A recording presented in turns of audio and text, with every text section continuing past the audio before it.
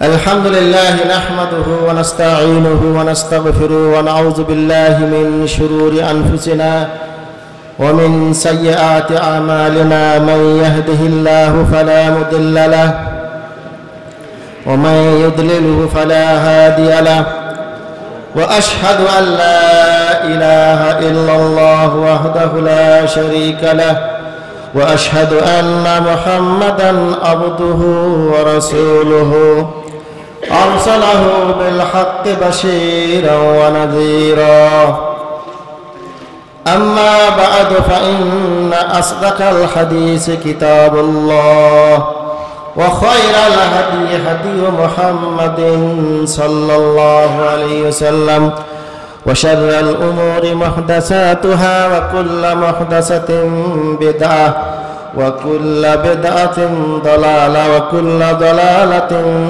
في النار أما بعد فقد قال الله سبحانه وتعالى في كلامه المجيد والفرقان الحميد أعوذ بالله من الشيطان الرجيم إنا عرضنا الأمانة على السماوات والأرض والجبال فأبين أن يحملنها وأشفقن منها وحملها الإنسان إنه كان ظلوما جهولا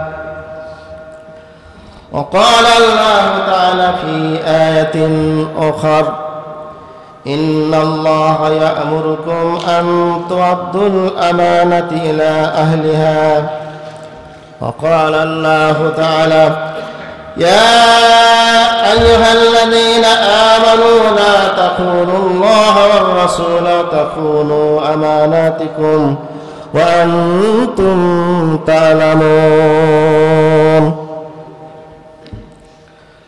وقال النبي صلى الله عليه وسلم أد الأمانة إلى من ائتمنك ولا تخن من خانك وقال النبي صلى الله عليه وسلم لا إيمان لمن لا أمانة له وأيضا قال النبي صلى الله عليه وسلم لا إيمان لمن لا أمانة له ولا دين لمن لا عهد له ولهذا كانت الأمانة صفة المرسلين والمقربين قال الله تعالى عن نوح وهود وصالح عليهم السلام إني لكم رسول أمين فاتقوا الله وأطيعون الحمد لله যাবতীয় প্রশংসা যাবতীয় গুণ গরিমা নজর নিয়াব ত্যাগ তিতিক্ষা সেই এক অদ্বিতীয় মহান আল্লাহ রাব্বুল আলামিনের জন্য যে আল্লাহ রাব্বুল আলামিন আমাদেরকে আশরাফুল মাখলুকাত করে সৃষ্টি করেছেন এবং এই পৃথিবীর সর্বশ্রেষ্ঠ নিয়ামত নিয়ামতুল ইসলাম ধর্ম এই ইসলাম ধর্মের উপরে জন্ম হওয়ার জন্য তৌফিক দান করেছেন সেই আল্লাহর জন্য সহ প্রশংসা করছি সকলেই বলি আলহামদুলিল্লাহ অতঃপর অসংখ্য দরুদ ও সালাম নাজিল হক সর্বকালের সর্বযুগের সর্বশ্রেষ্ঠ মহামানব সৈয়দুল মুরসালিন হযরত মুহাম্মদ সাল্লাল্লাহু আলাইহি ওয়াসাল্লামের উপরে যার উম্মত হতে পেরে আমরা ধন্য হতে পেরেছি সেই নবীর প্রতি অসংখ্য দরুদ ও সালাম নাজিল হোক অতঃপর শুকরিয়া আদায় করছি সৌদি সরকারের যারা এই সৌদি আরবে বিভিন্ন জায়গাতে বিভিন্ন জেলায় এই দাওয়াতি কাজের জন্য ইসলামী সেন্টারগুলো প্রতিষ্ঠিত করেছেন, সুযোগ দিয়েছেন ইসলাম প্রচার এবং প্রসার করার জন্য। সেই সরকারের কৃতজ্ঞতা প্রকাশ করি। অতঃপর সৌদি আরবের সমস্ত ইসলামী সেন্টারগুলোর পরিচালক দায়িত্বশীলদের শুকরিয়া আদায় করি। অতঃপর প্রতিটি সেন্টারের বাংলাদেশি দায়ী ভাইদের কৃতজ্ঞতা প্রকাশ করছি। বিশেষ করে আজকে রিয়াদ নতুন সানায়া ইসলামী সেন্টারের দায়িত্বশীল মতির এবং বাংলাদেশি দায়ী শেখ আজমাল ভাইয়ের কৃতজ্ঞতা প্রকাশ করি, যিনি আজকে আমাকে এই ক্ষুদ্রতম একটি ছোট্ট মানুষকে আপনাদের সামনে কিছু কথা বলার সুযোগ করে দিয়েছেন। তার কৃতজ্ঞতা প্রকাশ করি। আল্লাহ তাদের সবাইকে উত্তম জানা দান করেন। অতঃপর আজকে রিয়াদ নতুন সানা ইসলামী সেন্টারের পক্ষ থেকে আয়োজিত মহাসম্মেলনে উপস্থিত আলেম ওলামা ও দূর দূরান্ত থেকে আগত দিন দরদি, ইসলাম দরদি, প্রাণ প্রিয় মুসলিম ভাইরা,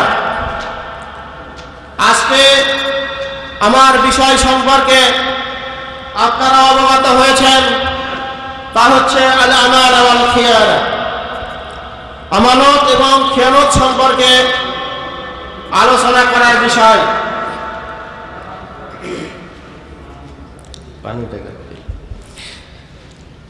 আল্লাহ রাব্বুল আলামিন এই গুরুত্বপূর্ণ আমানতকে সর্বপ্রথম আসমানের কাছে পেশ করার জন্য মনে করলেন।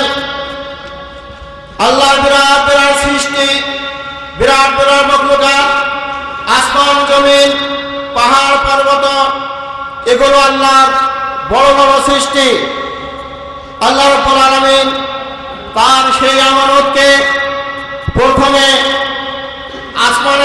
আসমানকে দিতে জানেন, জমিনকে দিতে জানেন, পাহাড়কে দিতে জানেন, কিন্তু তারা কেউ আল্লাহর সেই গুরুত্বপূর্ণ আমানতকে গ্রহণ করতে সাহস করলেন না।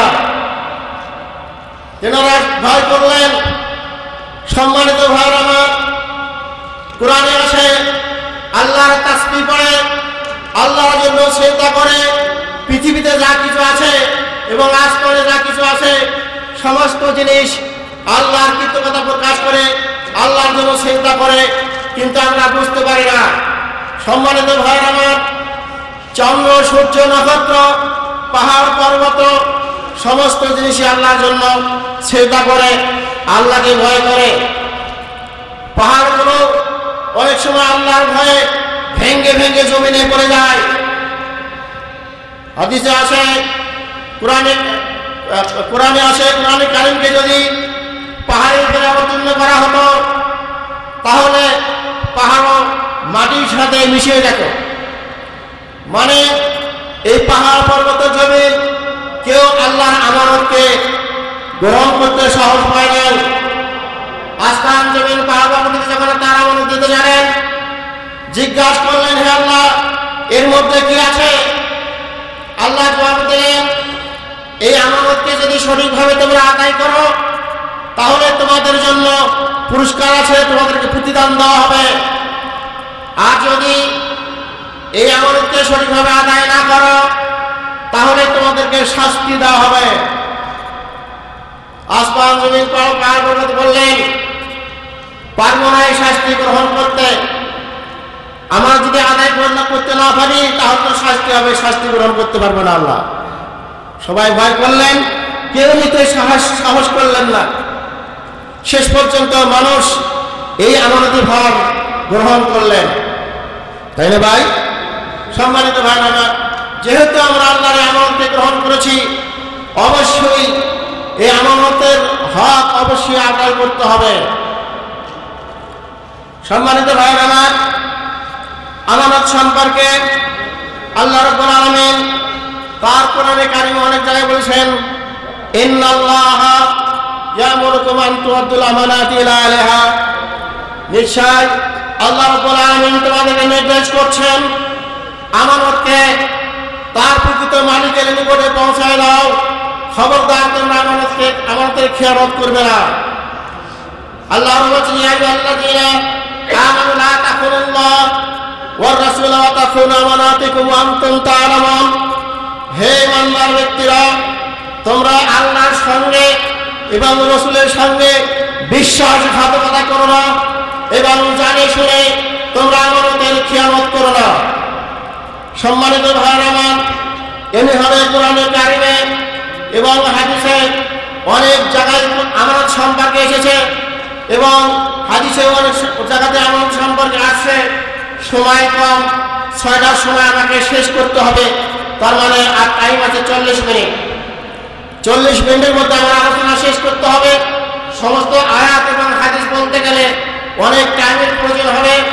আমি এখন সামনে চলি, আমানত শব্দের অর্থ কি এবং কোন কোন জিনিসকে আমানত বলা হয় এগুলো বলবো, এবং বিশেষ বিশেষ যেগুলো গুরুত্বপূর্ণ আমানত, যেগুলো না বললেই নয়, সেগুলো আপনাদের কাছে আমি ইশারা দিয়ে যাব।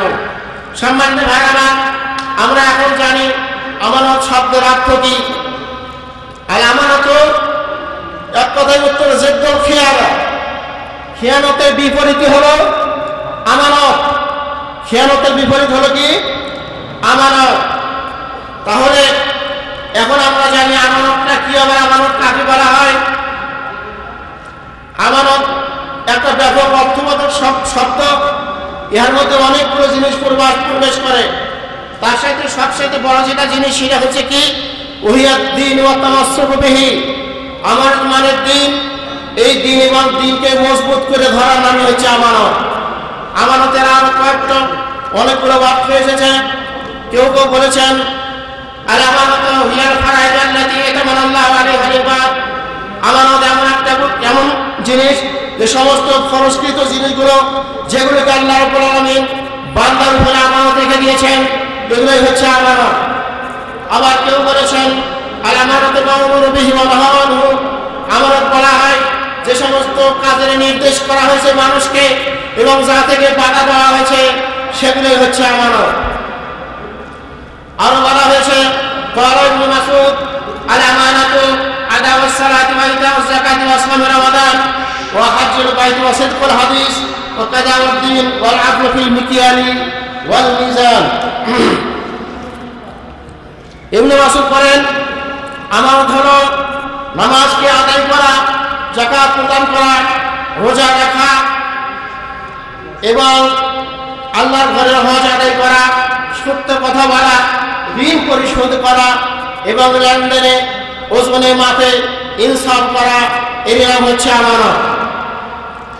আর একটা আমানতের কথা এসেছে, আল আমানাতু হিয়া হাক্কুল্লাহি সুবহানাহু ওয়া তাআলা আলা ইবাদিহি ওয়া মা শারা'উ লাহু মিন তাওহীদি ওয়াল ইখলাসি লাহু ওয়া সাইরু মা ওয়াজাবাহু আল্লাহু আলাইহিম মিন সালাতিন ওয়া গায়রিহা ওয়া তারকু মা হারামাল্লাহু আলাইহিম ওয়া হাকাযা হুকুকুল ইবাদি মিন হাক্কিল ওয়ালিদাইন ওয়া হাক্কির রাহিম ওয়া গায়রু যালিকা ওয়া মা ওয়াজাবাহু আল্লাহু আলা ইবাদিহি ইয়াজিবু আন ইউআদ্দু হাযিল আমানা আলা ওয়াজহিল মাশরু।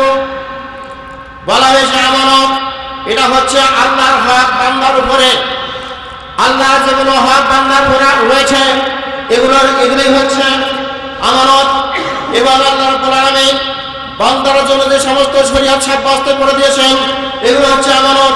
তাওহীদ থেকে, ইখলাস থেকে এবং যাবতীয় প্রকার যে সমস্ত কাজ আল্লাহ রাব্বুল আলামিন বান্দার উপরে ওয়াজিব করে দিয়েছেন সেগুলো হচ্ছে আমানত। এবং তারকু মা হারামাল্লাহু আলাইহিম, মানুষের উপরে যে সমস্ত জিনিস আল্লাহ রাব্বুল আলামিন হারাম করে দিয়েছেন ওই হারামকৃত জিনিস থেকে সম্পূর্ণভাবে দূরে থাকা, এই নামই হচ্ছে আমানত। এবং এমনিভাবে হুকুকুল ইবাদ বান্দার মধ্যে যেগুলো হক আছে, একটা হক হচ্ছে বান্দার মাঝে এবং আল্লাহর মাঝে, আর একটা হক হচ্ছে বান্দার মাঝে যে বান্দার হক আছে এগুলো হচ্ছে আমানত। যেমন পিতামাতার সাথে সদ্ব্যবহার করা, তার হক আদায় করা, প্রত্যেক আত্মীয় স্বজনের সাথে সম্পর্ক বজায় রাখা, এগুলো হচ্ছে আমানত। অর্থাৎ প্রতিটি মানুষের জন্য আল্লাহ রাব্বুল আলামিন যেভাবে তার আমানতগুলোকে আদায় করার জন্য বলেছেন, প্রতিটি মানুষের জন্য অপরিহার্য কর্তব্য, ঠিক তেমনিভাবে তার আমানতগুলোকে আদায় করা। সম্মানিত ভাইয়ের আমার, এখন আমি সামনে চলছি আনওয়াউল আমানা, কি কি জিনিসকে আমানত বলা হয়। আমি পয়েন্টগুলো আগে বলে যাব, পরে যতটুকু পারি সেগুলো ব্যাখ্যা করে যাব, কারণ হয়তো টাইম পাওয়া যাবে না। আমি ধারাবাহিকভাবে বলছি আমানতগুলো কি কি। আত-তাওহীদ আমানা, আল-ইখলাস আমানা, আস-সালাত আমানা, আদাবুস সালাতি বিল-খুশু আমানা, আস-সিয়াম আমানা, আজ-যাকাত আমানা, আল-হজ্জ আমানা, তাবলীগু হাযা দ্বীন আমানা, আল-আমানাতু ফি হুকুকিল ইবাদ, বিররুল ওয়ালিদাইনি আমানা, আদাউল হুকুকিল আওলাদ আমানা, আদাউল হুকুকুল যাওজাইন আমানা, আদাউল হুকুকুল জিরান আমানা, আদাউল হুকুকুল আকরাবা আমানা, আদাউ হুকুকুল মুসলিমিন আমানা, কাদাউদ্দিন আমানা, আল আমানাতু ফি হিফযিল জাওয়ারিহ, আল আইন আমানা, ওয়াল উযুন আমানা, ওয়াল রিজলু আমানা, ওয়াল ইয়াদু আমানা, ওয়াল লিসানু আমানা, ওয়াল বাতনু আমানা, ওয়াল ফারজু আমানা, জিসমুল ইনসানি আমানা, ওয়াল মালু আমানা, ওয়াল আরদু আমানা, আল মারাতু আমানা, ওয়াল ওয়ালাদু আমানা, ওয়া হিফযুল আসরাল আখারিন আমানা, নকলু রিসালাতিন কাল্লাফাকা বিহা ইনসানুন আমানা, আল ওয়াক্তু আমানা, ওয়া আদামুল গিশ ফিল বাই ওয়াশ শিরাই আল আমানা, আল আমানাতু ফিল আমাল, তালাবুল ইলমি আমানা, আল আমানাতু ফিল কালাম, মাসউলিয়াতুল আমানা। সম্মানিত ভাইরা আমার, তাওহীদ হচ্ছে আমানত, ইখলাস হচ্ছে আমানত, এইভাবে নামাজ পড়া হচ্ছে আমানত, খুশুর সাথে নামাজ আদায় করা আমানত, রোজা রাখা আমানত, যাকাত দেওয়া আমানত, হজ আদায় করা আমানত, এই দিনের তাবলীগ করা আমানত, পিতামাতার হক আদায় করা আমানত, তাদের সাথে সদ্ব্যবহার করা আমানত, সন্তানের হক আদায় করা আমানত, বিবি স্ত্রীর বা স্বামী স্ত্রীর হক আদায় করা আমানত, পড়োশীর হক আদায় করা আমানত, আত্মীয় স্বজনের হক আদায় করা আমানত, এবং সকল মুসলমানের হক আদায় করা আমানত। এমনিভাবে ঋণ পরিশোধ করা, এটা হচ্ছে আমানত। এমনিভাবে মানুষের শরীরের মধ্যে যতগুলো অঙ্গ প্রত্যঙ্গ আছে এগুলো হচ্ছে আমানত। সেগুলো হচ্ছে কি, ফাল আইন আমানা, চক্ষু হচ্ছে আমানত, কান হচ্ছে আমানত, পা হচ্ছে আমানত, হাত হচ্ছে আমানত, পেট হচ্ছে আমানত, জবান হচ্ছে আমানত, লজ্জাস্থান হচ্ছে আমানত। এমনিভাবে মানুষের পুরা শরীরটাই হচ্ছে আমানত, মাল ধন সম্পদ অর্থ আমানত, এবং মহিলারা আমানত, সন্তান আমানত। এমনিভাবে সময় হচ্ছে আমানত, ওটাকে ভালোভাবে আদায় করাও হচ্ছে আমানত। ব্যবসা বাণিজ্যে খেয়ানত না করা, এটাও হচ্ছে আমানত। কাজের মধ্যে কাজ ভালো করে আদায় করা, এটাও হচ্ছে আমানত। শিক্ষা গ্রহণ করা, সে অনুযায়ী মানুষকে শিক্ষা দেওয়া, এটা হচ্ছে আমানত। শিক্ষক ছাত্রদের উপরে আমানত, কথা বলা, এটা হচ্ছে আমানত। আল মাসউলিয়াতু আমানা, এইভাবে মানুষের প্রতিটি কাজের যে দায়িত্বশীল আছে, এই দায়িত্বশীল এটা হচ্ছে আমানত, অর্থাৎ মাসউলিয়াত, এটা হচ্ছে আমানত। তাহলে আমানতের সংখ্যা বা আমানতের প্রকারভেদ অনেকগুলো আছে ভাই, তাই না? অনেকগুলো জিনিস আমরা জানতে পারলাম, এগুলো হচ্ছে আমানত। যা এখন সামনে চলি, এগুলোর আমি সামান্য কিছু ব্যাখ্যা করবো, আর সামনে চলে যাবো যতটুকু পারি। সর্বপ্রথম আমানতটা কি বলছিলাম? তাওহীদ। তাওহীদ হচ্ছে এক নম্বর আমানত।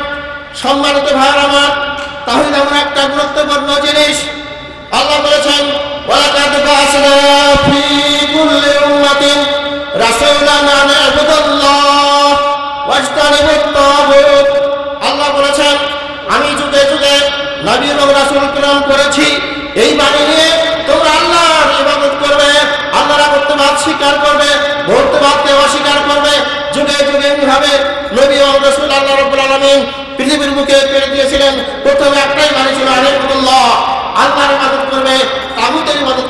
দূরে থাকবে।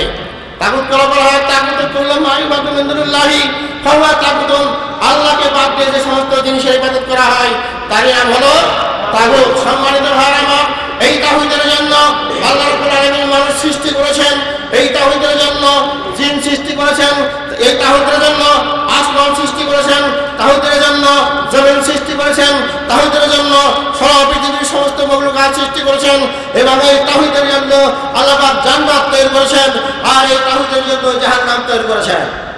অর্থাৎ যারা তাওহীদকে তার জীবনে বাস্তবে রূপ দিবে তার জন্য রয়েছে জান্নাত, আর তাওহীদকে যারা মানবে না তার জীবনে বাস্তবে রূপ দিবে তার জন্য রয়েছে জাহান্নাম। বুঝে গেছে ভাই? লম্বা চূড়া আলোচনা আছে, আপনারা হয়তো এই বিষয়ে আলোচনা শুনেছেন বা শোনারই কথা। যাদের ইসলামী সেন্টারের সাথে যারা জড়িত আছেন অবশ্যই আপনারা এই সম্পর্কে আলোচনা শুনেছেন। যাই হোক, আমি আর বিষয় তো বলবো না, বিষয় তো অনেক আছে। সামনে চলে পারে হলো আলিফ লাম আমারা একনিষ্ঠভাবে আল্লাহকে এক মনে করে তার জন্য ইবাদত করার নাম হচ্ছে আমানত। ওমা উমিরুল্লাহ লিয়াবুদুল্লাহ মুখলিসিনা লাহুদ্দিন। আল্লাহ রাব্বুল আলামিন বলেন, মানুষকে শুধুমাত্র নির্দেশ করা হয়েছে একমাত্র আল্লাহর জন্য দিনকে খালেজ করে তারই ইবাদত করবে, আর কারো ইবাদত করবে না। বুঝে গেছে ভাই? ইখলাসের অনেক গুরুত্ব রয়েছে। আপনি যত বড় আমল করুন না কেন, এই আমলের মধ্যে দুটো জিনিস অবশ্যই থাকতে হবে। একটা হচ্ছে ইখলাস, আর একটা হচ্ছে মুতাবাআত রাসূল সাল্লাল্লাহু আলাইহি ওয়াসাল্লাম। রাসূলের আনুগত্য থাকতে হবে, ইখলাস থাকতে হবে। তা না হলে যত বড় ভালো আমল করুন না কেন আল্লাহর কাছে সে আমল গ্রহণ হবে না। এরপরে সামনে চলে আসসালাতু আমানা, নামাজ পড়াটাও হচ্ছে আমানত। বুঝা গেছে ভাই? তাওহীদের পরে সর্বপ্রথম যেটা আমানত সেটা হচ্ছে নামাজ। নামাজ এমন একটা গুরুত্বপূর্ণ ইবাদত। আউয়ালু মা ফারাদাল্লাহু সুবহানাহু ওয়া তাআলা মিনাল ইবাদাতি আস-সালাহ। ইবাদত সমূহের মধ্যে থেকে সর্বপ্রথম যে ইবাদতকে ফরজ করে দিয়েছেন আল্লাহ রাব্বুল আলামিন সেটা হচ্ছে নামাজ। নামাজ এমন একটা গুরুত্বপূর্ণ ইবাদত যেটা আল্লাহ রাব্বুল আলামিন পৃথিবীর বুকে কোথাও ফরজ করে দেয় নাই, এবং এই নামাজকে ফরজ করতে গিয়ে জিবরিল ফেরেশতাকে মাধ্যম হিসাবে ব্যবহার করেন নাই। রোজা, হজ, যাকাত, জিহাদ, অন্যান্য ইবাদতগুলো আল্লাহ রাব্বুল আলামিন এই সৌদি আরবে মক্কাতে অথবা মদিনাতে জিবরিল ফেরেশতার মাধ্যমে জনাবে মুহাম্মদ রাসূলুল্লাহ সাল্লাল্লাহু আলাইহি ওয়াসাল্লাম ফরজ করে দিয়েছেন ওই মাধ্যমে। কিন্তু নামাজকে ফরজ করতে গিয়ে আল্লাহ রাব্বুল আলামিন এই পৃথিবীর বুকে এই সৌদি আরবে বা মক্কাতে মদিনাতে জিবরিল ফেরেশতাকে পাঠিয়ে দেয় নাই। আমাদের নবী জনাবে মুহাম্মদ রাসূলুল্লাহ সাল্লাল্লাহু আলাইহি ওয়াসাল্লামকে সেই বাইতুল্লাহ শরীফ থেকে বাইতুল মুকাদ্দাসে নিয়ে গেছিলেন। সেখান থেকে ফেরেশতার সাহায্যে বুরাকের মাধ্যমে সাত আসমানের উপরে আল্লাহ রাব্বুল আলামিন তাকে ডেকে নিয়ে পর্দার মাঝে কথাবার্তার মাধ্যমে নামাজকে ফরজ করে দিয়েছেন। নামাজ কোথায় ফরজ হয়েছে? সাত আসমানের উপরে। অন্য ইবাদত ফরজ হয় না, শুধুমাত্র নামাজ আল্লাহ রাব্বুল আলামিন সাত আসমানের উপরে ফরজ করে দিয়েছেন। কাজেই নামাজের গুরুত্ব সব চাইতে বেশি। আউয়ালু মা ইউহাসাবু বিল আবদু ইয়াওমাল কিয়ামাতি আস-সালাহ ফাইন সালুহাত সালুহা সাইরা আমালিহি ওয়া ইন ফাসাদাত ফাসাদা সাইরা আমালিহি। সম্মানিত ভাইরা আমার, মানুষের ইবাদত সময়ের মধ্যে থাকে সর্বপ্রথম যে ইবাদত আল্লাহ রাব্বুল আলামিন সর্বপ্রথম যে ইবাদতের হিসাব আল্লাহ রাব্বুল আলামিন কিয়ামতের মাঠে নেবেন তা হচ্ছে নামাজ। নামাজ সহি শুদ্ধ হলে, নামাজ মঞ্জুর হলে, নামাজ কবুল হলে আল্লাহ রাব্বুল আলামিন ওই ব্যক্তির সমস্ত আমলগুলোকে মঞ্জুর করে নেবেন। আর যার নামাজ কবুল হবে না, নামাজ নষ্ট হয়ে যাবে, নামাজ ফাসেদ হয়ে যাবে, তার সমস্ত আমলগুলো ফাসেদ হয়ে যাবে। অনেক মানুষ আছে বেনামাজি হাজি। বেনামাজি হাজি আছে না ভাই? বেনামাজি রোজাদার মানে নামাজ পড়ে থেকে রোজা রাখে, নামাজ পড়ে না, হজ করে আসছে, উমরা করে আসছে, নামাজ পড়ে না। আছে না নাই ভাই? আছে। নামাজ না পড়ে হাজার বার হজ করলে কোনো লাভ নাই, উমরা করলে লাভ নাই, রোজা রাখলে নামাজ লাভ নাই। সর্বপ্রথম নামাজ আপনাকে অবশ্যই করতে হবে। এটা এমন একটা ইবাদত, আপনার জ্ঞান হওয়ার পর থেকে নিয়ে মৃত্যুর আগ পর্যন্ত হুঁশ থাকা অবস্থায় নামাজ পড়তে হবে। আপনাকে সকল অবস্থায় হলে নামাজ পড়তে হবে, মুকিম অবস্থায় থাকলে নামাজ পড়তে হবে, সুস্থ থাকলে নামাজ পড়তে হবে, অসুস্থ থাকলে নামাজ পড়তে হবে। আপনাকে দাঁড়িয়ে থেকে নামাজ পড়তে হবে, দাঁড়িয়ে না পারলে বসে পড়তে হবে, বসে না পারলে শুয়ে পড়তে হবে, শুয়ে না পারলে ইশারা করে হলেও নামাজ আদায় করতে হবে। নামাজের কোনো বিকল্প পথ নেই। আল্লাহ রাব্বুল আলামিন তার প্রিয় প্রিয় নবী জনাব মুহাম্মদ রাসূলুল্লাহ সাল্লাল্লাহু আলাইহি ওয়াসাল্লামকে যুদ্ধের ফিল্ডে পর্যন্ত নামাজের নির্দেশ দিয়েছেন, সেখানে নামাজ মাফ করেন নাই। আমাদের জন্য কি মাফ আছে? না। সম্মানিত ভাই আমার, নামাজ খুবই গুরুত্বপূর্ণ ইবাদত। রাসূলুল্লাহ সাল্লাল্লাহু আলাইহি ওয়াসাল্লাম নামাজের ফজিলতের কথা বর্ণনা করতে গিয়ে বলেছেন, নামাজকে যদি ইবাদত করবে, এই নামাজ তার জন্য কবরে নাজাতের পথ হবে, আলো হবে, দলিল হবে। আর নামাজকে যদি ইবাদত করবে না, নামাজ তার জন্য কোনো প্রকারের দলিল হবে না। কিয়ামতের মানুষের কারণের সাথে ফিরআউনের ওয়াইবের খালবের সাথে হাসর হবে। বুঝা গেছে ভাই? কাজে সাবধান, নামাজ পড়বেন না, নামাজ ভালোভাবে পড়বেন, নামাজ ছেড়ে দেবেন না, নামাজ ছেড়ে দেবেন না, নামাজ ভালোভাবে আদায় করবেন। আদাব সালাত বিখুশু, আমার নামাজ ধীরে স্থির ভাবে ভয়ভীতির সাথে খুশুর সাথে নামাজ আদায় করা হচ্ছে। আমারও সম্মানিত ভাই আমার, এই নামাজ পড়ে মানুষ উপকৃত হবে, আবার এই নামাজ পড়ে মানুষ ক্ষতিগ্রস্ত হবে। আল্লাহর কথা, قد أفلح المؤمنون الذين هم في صلاتهم خاشعون। আল্লাহ রাব্বুল আলামিন বলেন, ওই সমস্ত মানুষেরা মুক্তি পেয়েছে, ফলা পেয়েছে, নাজাত পেয়েছে, মুক্তি পেয়েছে, পরিত্রাণ পেয়েছে, যারা নামাজের মধ্যে খুশু সহকারে নামাজ আদায় করেছে।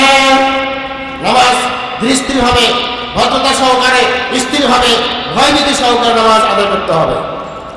অন্য জায়গায় আল্লাহ বলেছেন, ফাওয়াইলুল লিল মুসাল্লিন, ফাওয়াইলুল লিল মুসাল্লিন আল্লাযীনা হুম আন সালাতিহিম সাহুন আল্লাযীনা হুম ইউরাউনা ওয়া ইয়ামনাউনাল মাউন।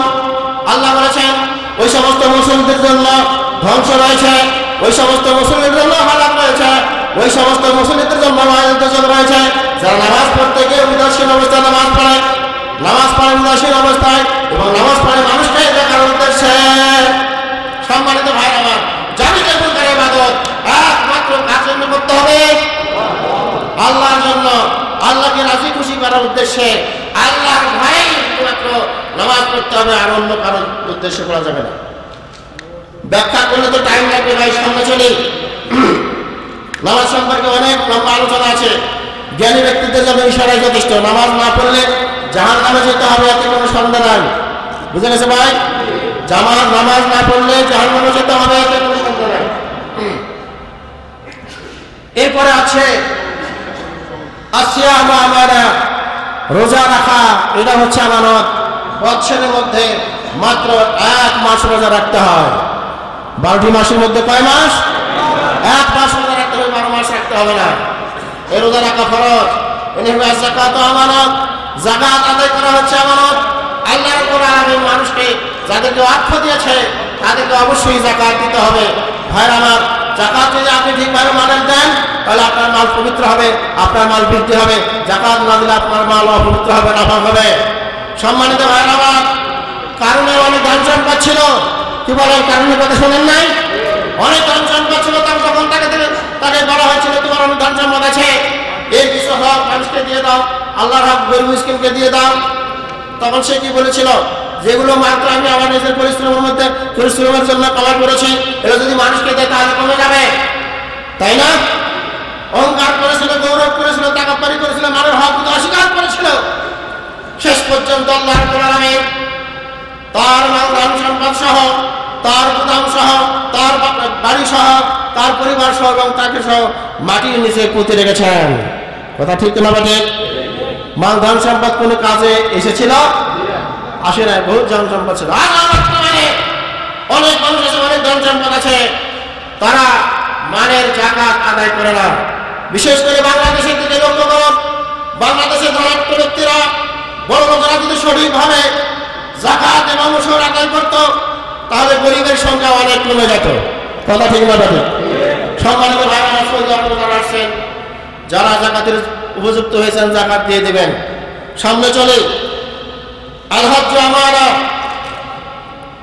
আল্লাহ রাব্বুল আলামিন পৃথিবীর সমস্ত মানুষের মধ্যে থেকে কিছু সংখ্যক মানুষকে তার ঘরে গিয়ে হজ করার জন্য নির্দেশ করেছেন। এটা এমন একটি ঘর, এমন একটি জায়গা, সমস্ত মুসলমানের প্রাণ কাঁদে সেখানে যাওয়ার জন্য, তাই না ভাই? যাদের অর্থ আছে তারাও যেতে চায়, যাদের অর্থ নেয় তারাও যেতে চায়। অর্থ যাদের নেয় তারা তো মুশকিল যাওয়া, আর যাদের আছে তাদের মধ্যে আবার অনেকে কৃপা আছে, যেতে চায় না, হজ করতে চায় না। মাল শুধু জমাবে জমাবে জমাবে, জমা করতে করতে অনেকেই বুড়া অবস্থায় হজ করতে আসে, কেউ বা মারাই যায়। রাসূলুল্লাহ সাল্লাল্লাহু আলাইহি ওয়াসাল্লাম বলেছেন যার উপরে হজ ফরজ হলো এরপরে যদি হজ আদায় না করে ওই অবস্থায় যদি মারা যায় তাহলে মৃত্যুটা হয় ইহুদিদের মৃত্যু হবে অথবা নাসারদের মৃত্যু হবে। বললেন নাউজুবিল্লাহ। হজ তাদের সুযোগ আছে ভাই, হজটা আদায় করে দেশে যাবে। এরপরে আত-তাবলীগু হাযা দ্বীনে আমানাতু আইদান, এই দিনের তাবলীগ করা, এই দিনের প্রচার প্রসার করা, এটাও হচ্ছে আমানত। সম্মানিত ভাইরা আমার, আল্লাহর জমিনে আল্লাহর দ্বীনকে প্রতিষ্ঠা করার জন্য, তার দিন মানুষের কাছে প্রসার করার জন্য যুগে যুগে নবী এবং রাসূল প্রেরণ করেছেন। আল্লাহর নবী আল্লাহ রাসূলেরা তার বান্দাদের নিকটে এই দ্বীনকে প্রচার করেছেন। সম্মানিত ভাইরা আমার, এখন কি কোনো নবী রাসূল আছে? আর কোনদিন আসবে? আসবে না। তাহলে এখন এই দিনের দাওয়াত কে দেবে? এই দায়িত্ব আর কে করবে? কে করবে? আর উলামা ওয়ারাসাতুল আম্বিয়া, নবীর যারা আলেম যারা রয়েছে আলেমরা করবে এবং আমরা তাদের সাথে শরীক হবো ইনশাআল্লাহ। কি বলেন? এই দিনের প্রসার করতে হবে। সম্মানিত ভাইরা আমার, আজকে যারা বাংলাদেশ থেকে এসেছেন অনেকেই জানতেন না যে শিরক কাকে বলে, তাওহীদ কাকে বলে, সুন্নাত কাকে বলে, বিদআত কাকে বলে, কুসংস্কার কোনটা বলে, ভালো কোনটা বলে, খারাপ কোনটা বলে, হালাল কোনটা বলে, হারাম কোনটা বলে, অনেকেই আমরা জানতাম না। এখানে এসে অনেকে জানছে না ভাই, জানছে। যা জেনেছেন সেগুলো আমল করতে হবে এবং এদেশে এবং দেশে যাওয়ার পরে সেগুলোকে প্রচার করতে হবে। রাজি আছেন তো ইনশাআল্লাহ? আল্লাহ তাআলা তৌফিক দান করেন সবাইকে। এরপরে আসুন বান্দার মাঝে কি আমানত রয়েছে বা কি হক রয়েছে, অর্থাৎ হকুল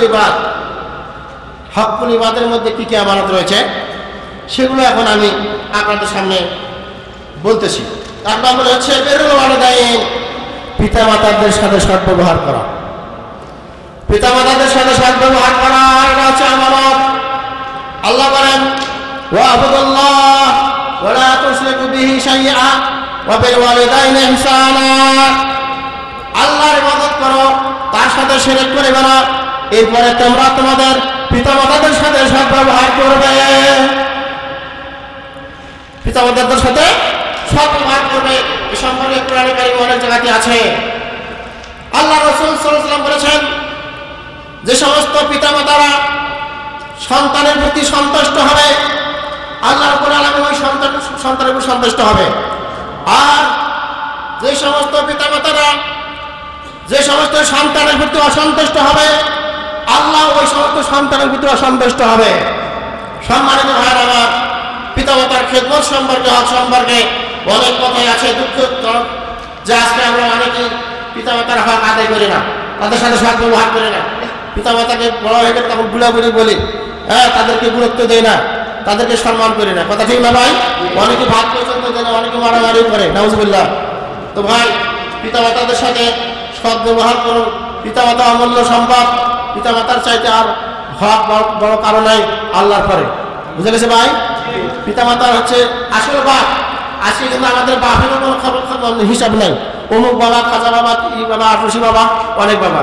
নিজের বাবাকে বাদ দিয়ে অন্য বাবার পিছনে ঘুরাঘুরি করে, ঠিক না ভাই? নিজের বাবার কাপড়ে পরনে কাপড় নাই, পেটে খাবার নাই, দেখুন অমুক বাবার কবরে একটা খাসি নিয়ে গেছে, উট নিয়ে গেছে, গরু নিয়ে গেছে, ছাগল নিয়ে গেছে। কথা ঠিক না ভাই? ভাই সেখানে যাবেন না।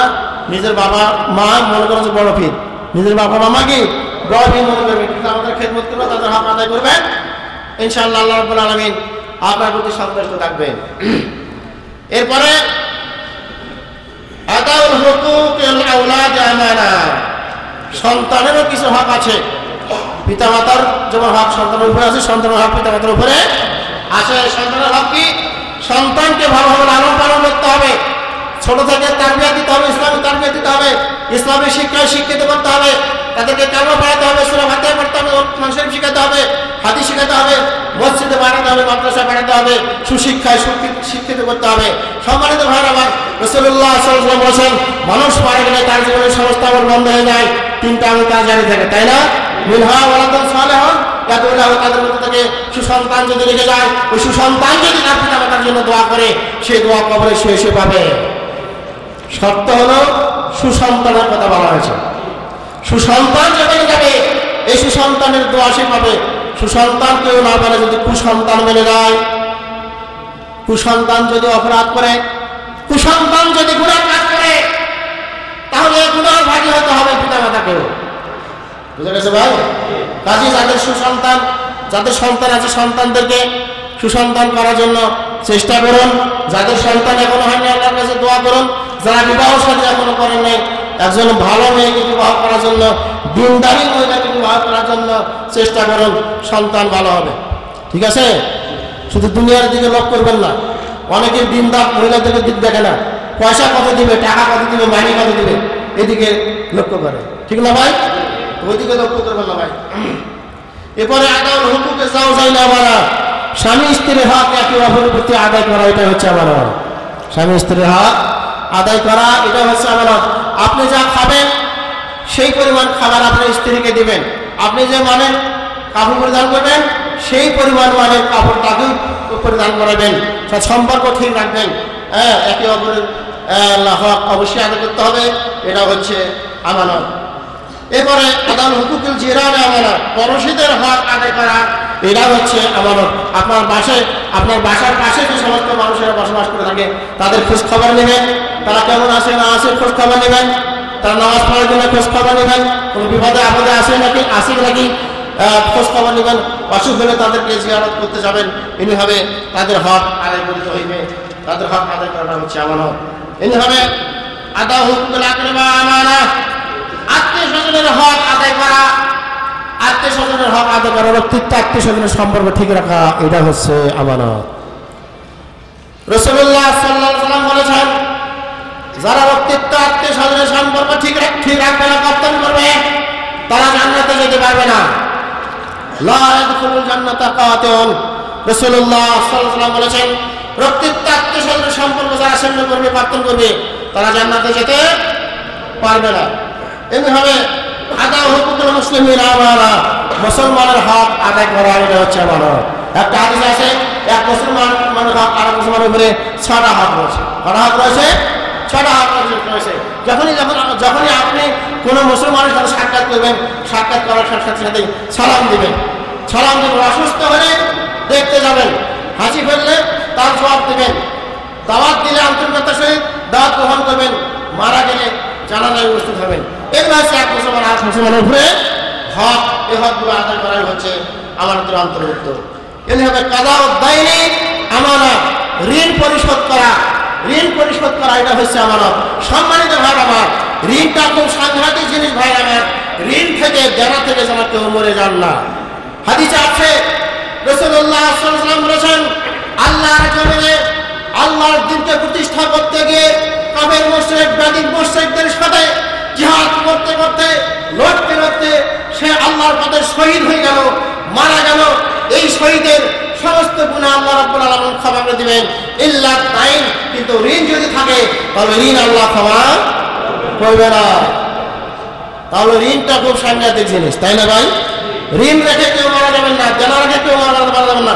আপনার যদি ঋণ থাকে তাহলে সেটা লিখে রাখবেন, লিখে আপনার স্ত্রীকে দিবেন, আমার ব্যক্তি দাবাটাকে দেবেন, আমার সন্তানকে দেবেন, অমুক ব্যক্তি আমার এত টাকা ঋণ পাবে, দিয়ে যদি আমি মারা যায় তাহলে দিয়ে দেবো। সম্মানিত ভাই আমার, কিয়ামতের মাঠে কোনো টাকা থাকবে না, পয়সা থাকবে না, অর্থ থাকবে না ঋণ শোধ করার জন্য। ঋণ রেখে যদি আপনি মারা যান তাহলে আপনি যে হজ করেছেন, রোজা করেছেন, নামাজ পড়েছেন, রোজা রেখেছেন, ভালো কাজ করেছেন, এই ভালো কাজের সব দিয়ে কিয়ামতের মাঠে ঋণ শোধ করতে হবে। বুঝা গেছে? কেউ যদি জুলুম করে থাকে, কাউকে মারে থাকে, ঋণ নিয়ে থাকে, পয়সা খেয়ে থাকে, অর্থসত্ত্ব মারে থাকে, তাহলে সেই পরিমাণ সওয়াব দিয়ে তাকে সেই ঋণ শোধ করতে হবে। সামনে চলে এখন বলছি, মানুষের মাথা থেকে পা পর্যন্ত যতগুলো অঙ্গ রয়েছে প্রতিটি অঙ্গই হচ্ছে আমানত। এই আমানতগুলোকে হেফাজত রাখতে হবে।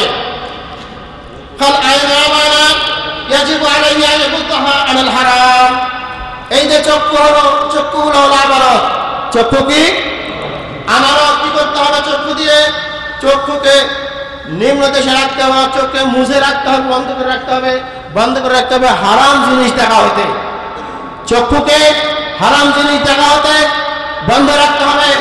সম্মানিত ভাই আমার, চক্ষুকে দিয়েছেন আল্লাহ রাব্বুল আলামিন দেখার জন্য, ভালো জিনিস দেখার জন্য, কোরআন পড়ার জন্য, হাদিস পড়ার জন্য, ইসলামী বই পুস্তক পড়ার জন্য, ভালো জিনিস দেখার জন্য, খারাপ থেকে দূরে থাকার জন্য। এই চক্ষু আল্লাহ দেয় আপনাকে সেই খারাপ ছবি দেখার জন্য, গান শোনার জন্য, উলঙ্গ ছবি দেখার জন্য, হারাম জিনিস দেখার জন্য আল্লাহ রাব্বুল আলামিন চক্ষু দেয় নাই। ঠিক আছে ভাই, চক্ষুর কত মূল্য রয়েছে। যাদের দুটা চক্ষু নাই সেই বুঝতে পারে চোখের কত দাম আছে, তাই না? এমনিভাবে কান, এটা হচ্ছে আমানত। কান হচ্ছে আমানত।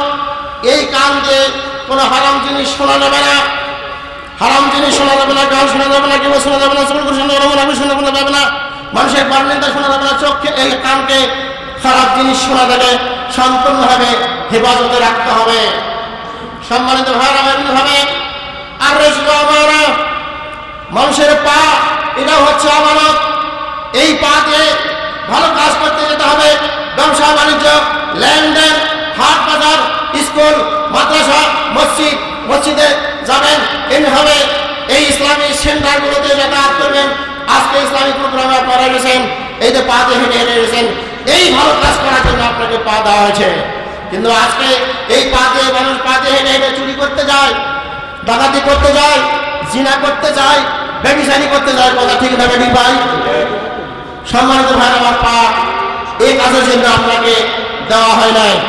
আজকে যারা এসেছেন এখানে, আমি আপনাদেরকে বলতে চাই, সম্মানিত ভাই আমার, আপনারা আজকে এই চক্ষুর আমানত আদায় করেছেন, কানের হক আদায় করেছেন এবং পায়ের আমানত আদায় করেছেন। আজকে এই নতুন সারা ইসলামী সেন্টারের পক্ষ থেকে মহাসম্মেলনে আপনারা কোরআন হাদিসের কথা শুনতে এসেছেন, পা দিয়ে হেঁটে এসেছেন, চোখে থেকে এসেছেন। আপনারা আপনাদের এই চোখের হক বা আমানত আজকে আদায় করেছেন, কানের হক আদায় করতেছেন, পায়ের হক আদায় করেছেন। আজকে আপনাদের এই হকগুলো আদায় করাটা যেন, এবং আজকে এখানে উপস্থিত হয়ে কোরআন হাদিস শোনাটা যেন আল্লাহর কাছে কিয়ামতের মাঠে কঠিন শাস্তি থেকে বাঁচার ওসিলা হয়ে যায়। আল্লাহ যেন ওসিলা বানিয়ে দেন কবরের আযাব থেকে, জাহান্নামের আযাব থেকে বাঁচার জন্য।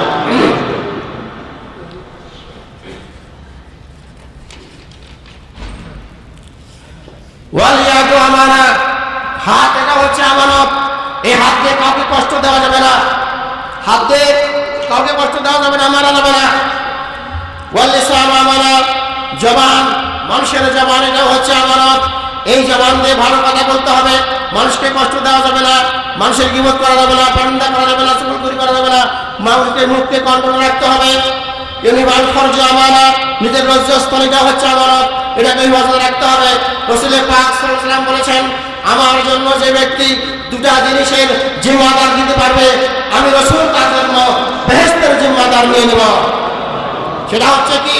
একটা হচ্ছে জবান, একটা হচ্ছে জিহ্বা, আর একটা হলো নিজের লজ্জাস্থান।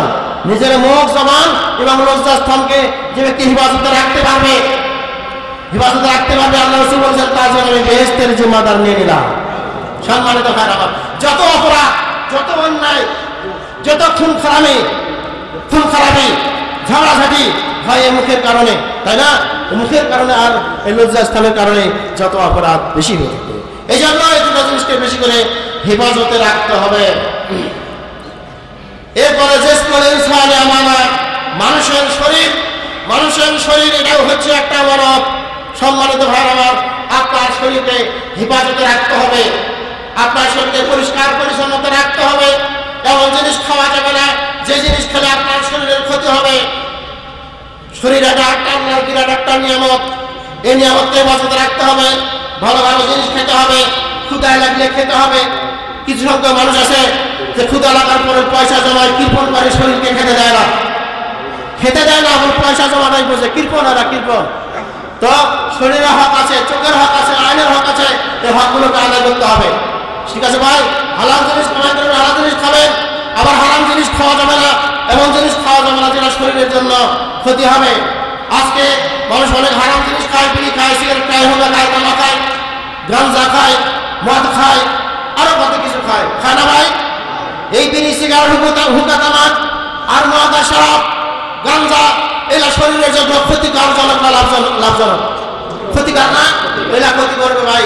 কাজেই নিজের শরীরের মধ্যে এগুলো জিনিস ঢুকান যাবে না, নিজের শরীরকে হেফাজতে রাখতে হবে। ঠিক আছে ভাই, হেফাজতে রাখতে হবে। এরপরে মাল ধন সম্পদ, এটা হচ্ছে আমানত। মাল ধন সম্পদ আমানত। এমন জায়গাতে মাল খরচ করা যাবে না যেখানে খরচ করলে আল্লাহ রাব্বুল আলামিন অসন্তুষ্ট হবেন। যেখানে খরচ করলে সন্তুষ্ট হবেন সেখানে খরচ করতে হবে। মাল হালাল পথে কামাই করতে হবে এবং হালাল পথে ব্যয় করতে হবে। হারাম পথে কামাই করা যাবে না, হারাম পথে ব্যয় করা যাবে না। ঠিক আছে ভাই, হালাল পথে কামাই করতে হবে এবং হারাম পথে ব্যয় করতে হবে। এরপরে ছেড়ে যাচ্ছি, টাইম কিন্তু নাই, শেষের দিকে অনেকগুলো বাদ দিয়ে যাচ্ছি। আল মারআতু আমানা, মহিলারা এরা আমানতের জিনিস। তারা তাদের সতীত্বকে বজায় রাখবে। মহিলাদের সতীত্ব বজায় রাখা এটা হচ্ছে আমানত। এভাবে তাদের স্বামীর খেদমত করা, তার ধন সম্পদকে হেফাজত করা, এটা হচ্ছে আমানত। এভাবে সন্তান হচ্ছে আমানত। সন্তানকে হেফাজত করা, সন্তানকে ইসলামী শিক্ষায় শিক্ষিত করা, এটা হচ্ছে আমানত। এভাবে আল ওয়াক্ত আমানা, সময়টা হচ্ছে আমানত। ফালা নুদিকুহু ফালা নুকাইয়িদুহু ইল্লা বিকুল্লিন মা হুয়া মুফিদ ওয়া লা নুদাইউহু ফিমা ইয়াযুল্লাহু সুবহানাহু ওয়া তাআলা। বলা হয়েছে সময়টা খুবই গুরুত্বপূর্ণ আমানত। এটাকে অন্য কাজে ব্যয় করব না, শুধুমাত্র যেখানে ব্যয় করলে ফায়দা হবে, লাভবান হবে, সেখানে এই সময়কে ব্যয় করতে হবে। অন্য কাজে ব্যয় করলে চলবে না। যেখানে সময় ব্যয় করলে আল্লাহ সন্তুষ্ট হবেন সেখানে ব্যয় করা যাবে না। সম্মানিত ভাইয়ের আমার, সময়টা খুবই গুরুত্বপূর্ণ জিনিস। কিয়ামতের মাঠে রাসূল পাক সাল্লাল্লাহু আলাইহি ওয়াসাল্লাম বলেছেন, লা তাজিদু কাদমা ইবনে আদমা ইয়াওমাল কিয়ামাতি ইল্লা রাব্বিহি হাত্তা ইউসআলা আন খামসিন ওয়া ফি রাওয়াতিন আন আরবাইন আন উমুরি বিমা আপনা وعن أمور فيما أبلى وعن شبابه فيما أبلى وعن ماله من أين اكتسب وفيما أنفق وماذا عمل فيما علم إلى آخر الحديث। রাসূল বলেছেন কিয়ামতের মাঠে বনি আদমের দুখানা পা আল্লাহর সামনে দাঁড়ানো অবস্থা থাকবে যতক্ষণ পর্যন্ত তাকে 5টা প্রশ্ন না করা হবে। 5টা প্রশ্নের উত্তর যতক্ষণ পর্যন্ত সঠিকভাবে আল্লাহর কাছে দিতে না পারবে ততক্ষণ পর্যন্ত কোনো বান্দা আল্লাহর সামনে থেকে এক পা বসার হতে পারবে না। একটা বলবো, সবগুলো বলতে তো টাইম লাগবে। তার মধ্যে থেকে আল্লাহ বললেন, হে বান্দা, তোমাকে আমি অনেক বয়স দিয়েছিলাম, 50, 60, 70, 80, 90, 100 বছর দিয়েছিলাম। বলতে দেখি তোমার এই জীবনের বয়সের মধ্যে থেকে কোন বছরে, কোন সালে, কোন মাসে, কোন সপ্তাহে, কোন দিনে, কোন ঘন্টায়, কোন সেকেন্ডে, কোন মিনিটে, কোন মুহূর্তে, কোন রাস্তায়, কোন ঘাটে, কোন বাড়িতে, কোথায় তুমি কিভাবে তোমার জীবনের সমস্ত সময়কে ব্যয় করে দিয়েছো। তোমার জীবনের সমস্ত সময় যতক্ষণ পর্যন্ত আমার সামনে কম্পভাবে হিসাব দিতে না পারছো ততক্ষণ পর্যন্ত তুমি আমার সামনে থেকে অবসর হতে পারবে না। সম্মানিত ভাইরা আমার, কাজে সময়ের অনেক দাম আছে। সময়কে ভালো কাজে লাগাবেন। ডিউটি করার পরে যে অবসর সময় থাকবেন, অন্যায় কাজে ব্যবহার করবেন না। ইসলামের সেন্টারে আসবেন, না আসতে পারলে বই পড়বেন, ক্যাসেট শুনবেন, ইসলামের সিডিগুলো দেখবেন, এভাবে সময় ব্যয় করবেন। সম্মানিত ভাইরা আমার, আজকে আপনারা যে এখানে এসেছেন কিয়ামতের মাঠে, আজকের এই সময়টা সম্পর্কেও আল্লাহর কাছে জবাবদিহি করতে হবে। আল্লাহ রাব্বুল আলামিন আপনাকে বলবেন, বলো তো দেখি 1434 হিজরিতে জামাদুল উলা মাসের 17 তারিখে আসরের নামাজ পড়তে থেকে নিয়ে রাত্রি 10টা পর্যন্ত ওই সময়টা তোমরা কোথায় কিভাবে ব্যয় করেছো? তখন আপনাদের এই সময়টা সম্পর্কে আল্লাহর কাছে জবাব দেওয়া অনেক সোজা হয়ে যাবে। কি বলেন ভাই, ঠিক না? আজকে আপনারা কি জন্য এসেছেন? এখানে আসছেন আপনাদের কি সব কামাই হচ্ছে না গুনাহ কামাই হচ্ছে? সব কামাই হচ্ছে, অনেক সব কামাই হচ্ছে। সম্মানিত ভাইরা আমার, বিরাট একটা মূল্যবান সময় আপনারা ব্যয় করছেন। হতে পারে আজকে যে সমস্ত আলোচনা, যে সমস্ত শেখ মশাইগণ করবেন, সেই অনুপাতে যদি আপনারা জীবন গড়ান, যা কিছু শুনবেন সেই অনুপাতে যদি আপনারা আমল করে যান, হতে পারে আজকের এই বৈঠকটাই, আজকের এই আলোচনা শোনা নাই কিয়ামতের কঠিন শাস্তি থেকে বাঁচার জন্য ওসিলা হয়ে যাবে। আল্লাহ যেন কবুল করে নেন সবাই বলেন আল্লাহুম্মা আমিন। ব্যাখ্যা করতে গেলে সময় নষ্ট, তার সামনে চলে যাচ্ছি, আর বলবো না, ব্যাখ্যা করবো না। তাহলে সময় এটা একটা গুরুত্বপূর্ণ জিনিস, সময় কাজে লাগাতে হবে। আল মুহাফিজাতু আল মাওয়াইদি আমানা। আপনি যখন কারোর সাথে কোনো ওয়াদা করবেন যে আমি অমুক সময় তোমার কাছে অমুক জায়গাতে গিয়ে দেখা করবো, অথবা কোনো টাকা পয়সা নিয়েছে অমুক সময় অমুক মাসের অমুক তারিখে দিয়ে দেব, তাহলে যখন আপনি ওয়াদা করবেন ঠিক সেই অনুপাতে ওয়াদা পালন করাটা আমানত। ঠিক আছে, ওয়াদা পালন করা আমানত, খেয়ানত ওয়াদা পালন না করা হচ্ছে খেয়ানত। এমনিভাবে ওয়াদামল গেসিল বাই বা শিরা মারা বেচা কেনার মধ্যে ধোঁকা না করা, এটাও হচ্ছে আমানত। রাসূলুল্লাহ সাল্লাল্লাহু আলাইহি ওয়াসাল্লাম বলেছেন, মান গাশানা ফালাইসা মিন্না, যে ব্যক্তি আমাকে ধোঁকা দেবে সে আমার অন্তর্ভুক্ত নয়। আজকে চলাফেরাতে ব্যবসা বাণিজ্যে লেনদেনে অনেক মানুষ আমরা ধোঁকা দিয়ে থাকি, ঠিক না ভাই? ব্যবসা বাণিজ্য অনেক ধোঁকা দিয়ে থাকি, নেওয়ার সময় বেশি করে নেই, দেওয়ার সময় কম দে, তো ধোঁকা দেওয়া যাবে না। এমনিভাবে ইলম অন্বেষণ করা এবং ইলমকে শিক্ষা করা, মানুষকে শিক্ষা দেওয়া, এটাও হচ্ছে আমানত। এমনিভাবে আল আমানাতু ফিল কালাম, কথা বলার সময় এটা হচ্ছে আমানত। সম্মানিত ভাই আমার, কথা বলার সময় চিন্তা করে কথা বলতে হবে। রাসূলুল্লাহ সাল্লাল্লাহু আলাইহি ওয়াসাল্লাম বলেছেন, কথা আলোচনা যখন করে তখন মানুষ চিন্তা করে না সেই কথাটা কতদূর পর্যন্ত চলে যাবে। মানুষ যখন একটা ভালো কথা বলে, এই ভালো কথা বলার কারণে সে সিদ্দিক হিসাবে লিপিবদ্ধ হয়ে যায় আল্লাহর কাছে, সত্যবাদী হিসাবে লিপিবদ্ধ হয়ে যায় এবং এই ভালো কথাটার কারণে সে জান্নাতি হয়ে যাবে। আবার কিছু কথা মানুষ বলে, কিছু কথা বলার পরে সে চিন্তা করতে পারে না সেই কথাটা কতদূর পর্যন্ত চলে যাবে। এমন কথা আছে সেই কথা বলার কারণে আল্লাহ রাব্বুল আলামিন তার প্রতি অসন্তুষ্ট হয়ে যায় এবং একটা কথার কারণে জাহান্নাম তার প্রতি ওয়াজিব হয়ে যায়। সম্মানিত ভাইরা আমার, কাজে কথা বলার সময় হিসাব করে বলবেন, মুখকে কন্ট্রোলে রাখবেন, জবানকে কন্ট্রোলে রাখবেন, আজে বাজে কথা বলবেন না। সময় শেষ, হায়াত শেষ।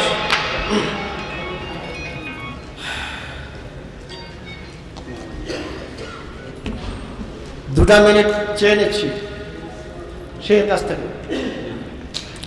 শুনলাম আমানত কাকে বলে, এখন বলতেছি আমানত সম্পর্কে ফজিলতের কথা। ফজিলত সম্পর্কে অনেক কথা আছে, খেয়ানত সম্পর্কে কথা আছে, খেয়ানতের শাস্তি সম্পর্কে কথা আছে, সময় নাই। ফজিলত সম্পর্কে একটা কথা বলছি, শোনেন। ইন্নাল ইনসানাল আমিন ইউহিব্বুল্লাহু তাআলা ওয়া ইয়ারদাহু লিযা আতাল্লাহু তাআলা লিল ইনসানিল আমিন মানজিলাতান আযীমাতান ফিল আখিরাতি ওয়া হিয়া জান্নাতুল ফিরদাউস আ'লা মারাতিবিল জান্নাহ।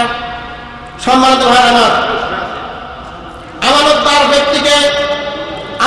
ব্যক্তিকে আল্লাহ ভালোবাসে, আল্লাহ তার থেকে রাজি হন, খুশি হন, সন্তুষ্ট হন এবং এই আমানতদার ব্যক্তির জন্য আল্লাহ রাব্বুল আলামিন জান্নাতের মধ্যে বিরাট মর্যাদা তৈরি করে রেখেছেন, আখিরাতে বিরাট মর্যাদা তৈরি করে রেখেছেন, তা হচ্ছে জান্নাতে ফেরদাউস। আমানতদার ব্যক্তির জন্য কি তৈরি করে রেখেছেন? জান্নাতে ফেরদাউস। বেহেশতের যত মর্যাদা আছে সমস্ত মর্যাদা চাইতে জান্নাতে ফেরদাউস হচ্ছে উচ্চ মর্যাদার জান্নাত। এর চাইতে আর কোনো বড় লাভবানজনক বা বড় পুরস্কার, বড় ফায়দা আছে ভাই? নেই। কাজে যদি জান্নাতে ফেরদাউস পেতে চান অবশ্যই সবাই আমানতদার হবেন, ঠিক আছে ভাই? আল্লাহ যেন সবাইকে আমাদের আমানতদার বানান। আল খিয়ানা কুল্লু ইনসানিন লা ইয়াতি মা ইয়াজিবু আলাইহি মিন আমানাতিন ফাহুয়া খায়িনুন ওয়াল্লাহু সুবহানাহু ওয়া তাআলা লা ইউহিব্বুল খায়িনিন। আল্লাহ রাব্বুল আলামিন যার উপরে যে সমস্ত জিনিস ওয়াজিব করে দিয়েছে এগুলো যারা আদায় করবে না তারাই হচ্ছে খায়েন, তারাই হচ্ছে কিয়ামতকারী। আর কিয়ামতকারীকে আল্লাহ রাব্বুল আলামিন পছন্দ করেন না। ইন্নাল্লাহা লা ইউহিব্বু মান কানা খাওয়ানান নাসিমা। নিশ্চয় আল্লাহ রাব্বুল আলামিন এই কিয়ামতকারীকে ভালোবাসেন না। সম্মানিত ভাইরা আমার, আমানতকে আদায় করে দেওয়ার জন্য আল্লাহ রাব্বুল আলামিনের নবী বলেছেন যে তোমরা আমানতকে আদায় করে আদ আমানাতা ইলা আমানাতা ওয়ালা তাকুন মান খালাকা। যে ব্যক্তি তোমার কাছে কোনো আমানত দিবে সে আমানতকে তোমরা দিয়ে দিবে। কোনো ব্যক্তি যদি তোমার সাথে খেয়ানত করে তাহলে তুমি তার জন্য খেয়ানত করো না। তোমার সাথে অন্য কেউ যদি খেয়ানত করে তুমি খেয়ানত করবে না। তোমার কাছে যে ব্যক্তি আমানত দিবে সে আমানতকে আদায় করে দেবে। সম্মানিত ভাইরা আমার, আল খায়িনু মুনাফিক, যারা খেয়ানতকারী হবে এরা মুনাফিক হবে।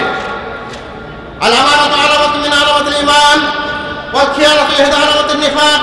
ইয়াকুলু নবী সাল্লাল্লাহু আলাইহি ওয়াসাল্লাম আয়াতুল মুনাফিক সালাস ইযা হাদাসা কাযাবা ইযা ওয়াদা আখলাফা ওয়া ইযা উতিমানা খানা। সম্মানিত ভাইরা আমার, আমানতদার হওয়া হচ্ছে ঈমানের আলামত সমূহের একটা আলামত, আর আমাদের খেয়ানত করা হচ্ছে মুনাফিকের আলামত সমূহের থেকে একটা আলামত। রাসূলুল্লাহ সাল্লাল্লাহু আলাইহি ওয়াসাল্লাম বলেছেন মুনাফিকের আলামত হচ্ছে 3টি। কথা যখন বলে মিথ্যা বলে, কথা যখন করে খেলাফ করে, আমানত যখন রাখা হয় তখন আমাদের খেয়ানত করে। সম্মানিত ভাইরা আমার, কথা আমার শেষ, এখানে শেষ করছি। পরিশেষে আল্লাহর কাছে দোয়া করি, আল্লাহ রাব্বুল আলামিন যেন আমাদের সবাইকে আজকে যে সমস্ত আমানতের কথা শুনলাম এবং কিয়ামতের কথা শুনলাম, আমানতগুলোকে যেন পুঙ্খানুপুঙ্খভাবে আদায় করার পালন করার তৌফিক দান করেন এবং খিয়ানত করা থেকে যেন আল্লাহ রাব্বুল আলামিন আমাদের সবাইকে মাহফুজ রাখেন। আল্লাহুম্মা আমিন। শেখ আজমান সাহেব এখনো আসেন নাই, উনি আসার আগ পর্যন্ত আর একটা জিনিস আমি ইশারা করে দিচ্ছি। সম্মানিত ভাই আমার, আমরা বাংলাদেশের বৃহত্তম একটি দ্বিতীয় ইসলামিক কান্ট্রি দেশ আমাদের, এটা আমাদের জন্য একটা সৌভাগ্যের ব্যাপার যে আমাদের দেশ ইসলামী দেশ। আজকে আমরা বাংলাদেশে 90% মানুষ মুসলমান, এটাও আমাদের জন্য একটা সৌভাগ্যের কথা। আজকে সৌদি আরবে অধিক পরিমাণ মুসলমান আমরা, এই জন্য আমাদের কান্ট্রি মুসলমান, অধিক পরিমাণ মানুষ মুসলমান, এই জন্য সৌদি আরবের মানুষেরা আমাদেরকে ভালোবাসতেন, ইতিপূর্বে ভালোবাসতেন, মহব্বত করতেন, আদর করতেন। কিন্তু ইদানিং কিছুদিন আগে থেকে নেই আমাদের পরিস্থিতি কোথায় চলে গিয়েছে, সৌদি আরবে আমাদের কতটুকু মান সম্মান আছে এটা আপনারা সবাই জানেন। কি বলেন ভাই? আজকে এদেশে কিছু সংখ্যক মানুষ খারাপি কাজ করার জন্য, চুরি করার জন্য, ডাকাতি করার জন্য, মারামারি করার জন্য, সুদ খাওয়ার জন্য, জিনা করার জন্য এমন কিছুগুলো কাজ মানুষ করছে, যার কারণে গোটা জাতিটার দুর্নাম হয়ে গেছে। কথা ঠিক না ভাই? গোটা জাতির দুর্নাম হয়ে গেছে। কিছু সংখ্যক মানুষকে তার গল্লাকে দ্বিখণ্ডিত করে দেওয়া হয়েছে, আবার কিছু সংখ্যক মানুষ এখান থেকে একবারে এক জায়গায় যেতে হয়েছে, তাই না ভাই? আজকে কিছু সংখ্যক খারাপ মানুষের কারণে আমাদের সবার দুর্নাম হয়েছে। কিন্তু আজকে এদেশে কিন্তু আবার ভালো মানুষও আছে, ভালো মানুষ আছে না? দেখেন সৌদি আরবে লক্ষ্য করে দেখেন কতগুলো শায়েখ মাশায়েখ রয়েছে, অনেক শায়েখ মাশায়েখ রয়েছে, অনেক হাফেজ রয়েছে, ওলামা রয়েছে, ডাক্তার রয়েছে, শিক্ষক রয়েছে, ব্যবসায়ী রয়েছে, অনেক পয়সাওয়ালা লোক আছে, অনেক ভালো ভালো লোক আমাদের এই বাংলাদেশের মানুষ এই সৌদি আরবে আছে। কথা ঠিক বেটি ভাই? আজকে সমস্ত ভালো মানুষগুলো কিছু সংখ্যক মানুষ খারাপি কাজ করার কারণে সবাই যেন কারার হয়ে গেছি। সম্মানিত ভাই আমার, কাজে আমি আপনাদেরকে অনুরোধ করবো, এই সৌদি আরবে যারা আসি, সৌদি আরবের নিয়ম কানুন নিজামকে মেনে চলার জন্য চেষ্টা করুন। সুদ খাবেন না, ঘুষ খাবেন না, চুরি করবেন না, ডাকাতি করবেন না, জেলা করবেন না, ব্যবসায়ী করবেন না, অন্যায় কাজ করবেন না, অন্যায় কাজ সব বাদ দিবেন। ভালো কাজ সবসময় নিজে করবেন, অপরকে করার জন্য নির্দেশ করবেন, খারাপ কাজ থেকে নিজে দূরে থাকবেন এবং অন্যদেরকেও দূরে থাকার জন্য চেষ্টা করবেন। আমরা আল্লাহর কাছে দোয়া করবো, নিজেও চেষ্টা করব এই সৌদি আরবে ইতিপূর্বে যে আমাদের সম্মান ছিল, ইতিপূর্বে যেভাবে মর্যাদা ছিল, ওই সম্মান ওই মর্যাদা যেন আবার আমাদের কাছে ফিরে আসে। সম্মানিত ভাইরা আমার, এই আমাদের কিছু দুর্নীতি কাজ করার কারণে ভিসা বন্ধ হয়ে গেছে, চলাচল বন্ধ হয়ে গেছে, অনেক সুযোগ সুবিধা আমাদের বন্ধ হয়ে গেছে। কথা ঠিক না ঠিক? শোনা যাচ্ছে আবার চালু হবে। আল্লাহর কাছে দোয়া করি আমরা ভালো কাজ করি, সেই আগের সুযোগ সুবিধা যেন আমরা আবার পাই। আল্লাহ যেন আমাদের নিরাপদে এই সৌদি আরবে রাখেন, এই দোয়া আমরা সবাই করি।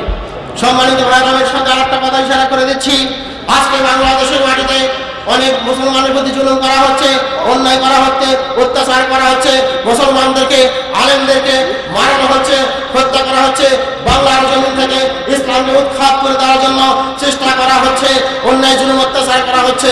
যারা আজকে বাংলা মাটি থেকে ইসলামকে উৎখাত করে দেওয়ার চেষ্টা করতেছে, আলেমরা আমাদেরকে হত্যা করতেছে, আমরা আল্লাহর কাছে দোয়া করি বাংলাদেশের মাটিতে এমন একটি রাষ্ট্রপতি যেন আল্লাহ পাক নির্ধারণ করে দেন, তিনি ইসলামকে ভালোবাসেন, মুসলমানকে ভালোবাসেন, আল্লাহকে ভালোবাসেন, রসুলকে ভালোবাসেন, এমন একটা রাষ্ট্রপতি যেন আল্লাহ পাক নিয়োগ করে দেন, যিনি আল্লাহর জমিনে বাংলাদেশে তাওহীদ প্রতিষ্ঠা করবেন, দ্বীন প্রতিষ্ঠা করবেন। এই দোয়া আমরা আল্লাহর কাছে করব এবং আরো দোয়া করব সারা বিশ্বের মধ্যে যে সমস্ত মুসলমানেরা অত্যাচারিত হচ্ছে, জুলুম করা হচ্ছে, মারা হচ্ছে, সমস্ত মুসলমানকে যেন আল্লাহ রাব্বুল আলামিন হেফাজত করেন এবং কাফের মুশরিক বেদিন, ইসলামের শত্রু, কোরআনের শত্রু, আল্লাহর রাসূলের শত্রু এবং দ্বীনের শত্রু, মুসলমানের শত্রু এবং ওই নাস্তিকদেরকে আল্লাহ রাব্বুল আলামিন আল্লাহর জমিন থেকে উৎখাত করে দেন, ধ্বংস করে দেন, মেরে ফেলানোর জন্য আমরা দোয়া করি।